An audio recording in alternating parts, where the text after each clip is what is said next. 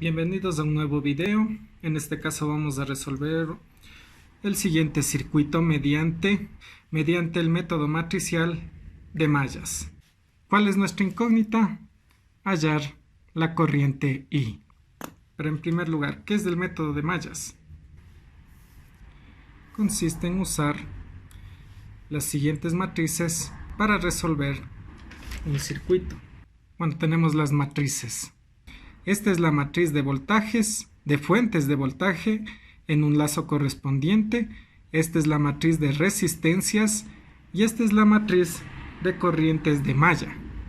Los elementos de la matriz de fuentes de voltaje consisten en sumar todas las fuentes de voltaje que se hallen en la malla correspondiente a la corriente IA. En el caso del elemento B sub B mayúscula, corresponde a la suma de todas las fuentes de voltaje contenidas en la malla B, que contiene a la corriente de malla I sub B.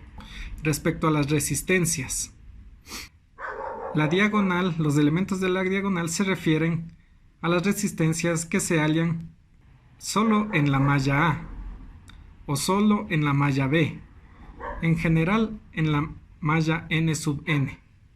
Respecto a los elementos fuera de la diagonal, se refieren a la suma de todas las resistencias que se encuentren entre la malla A y la malla B.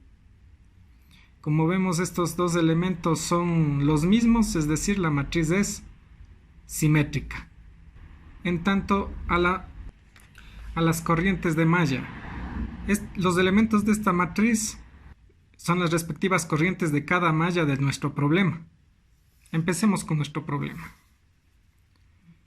Entonces, en primer lugar, elegimos solo una dirección de referencia, es decir, horario o antihorario. Yo voy a elegir el sentido horario. Hacia acá, hacia acá.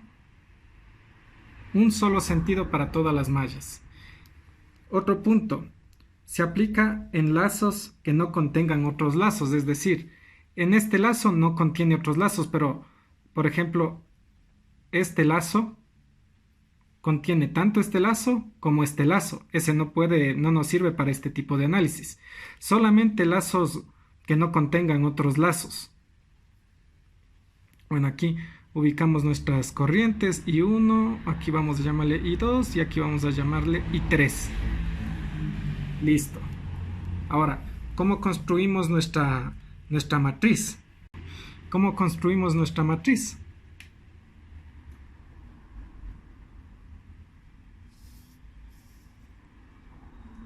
Construimos nuestra matriz de la siguiente manera.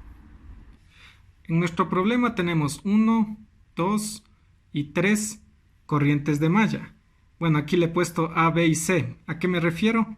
A la malla A la malla B y a la malla C. Listo. Entonces, I1 sería IA, I2 sería IB, I3 sería IC. Y nos quedarían, como tenemos 3 mallas, tendríamos elementos de la malla A, elementos de la malla B y elementos de la malla C. Es decir, una matriz de 3 por 3. Ahora, para construir nuestra matriz, primero, en nuestro B sub A, tenemos que sumar todas las fuentes de voltaje que se encuentran en nuestra malla A. Es decir, B sub A sería igual a, entra por el positivo, sale por el negativo, menos 28. Como ya no, en esta malla, solo en esta malla, no existen más fuentes de voltaje, nuestro cálculo quedaría ahí. En este caso, ¿tenemos fuentes de voltaje? No tenemos ninguna, entonces este elemento es 0. En el elemento de fuentes de voltaje B sub C, tenemos un elemento de voltaje que entra por el positivo y sale por el negativo. Sería menos 8 voltios. tenemos nuestra primera matriz. Ahora vamos con el segundo. Nos dice RAA, que es la suma de todas las resistencias contenidas en la malla A. Es decir, ¿qué resistencias tenemos en la malla A? Tenemos la 6 y la 2. Sería 6 más 2. ¿Qué tenemos en la malla B? Tenemos la suma de 2 más 3 más 5. 2 más 3 más 5. Y para el tercer elemento tenemos la suma de, para R sub C, de 5 más 1. 5 más 1. Bueno, y acá, y se me agotó el espacio. Aquí va nuestra matriz de corrientes. Bueno, después le dibujo. ¿Qué va en la parte de acá arriba? Dice menos RAB. Las resistencias que se encuentran entre la malla A y la malla B. Entre la malla A y la malla B se encuentra simplemente 2 ohmios. Pero aquí dice menos eso. Menos 2 ohmios. Ahora, entre la malla A y la malla C, entre la malla A y la malla C, ¿tienen resistencias en comunes? No. Por lo tanto, aquí simplemente nos lleva a 0. En el elemento menos RBC, dice las resistencias comunes entre la malla B y la malla C. Entre B y C simplemente está común 5 ohmios.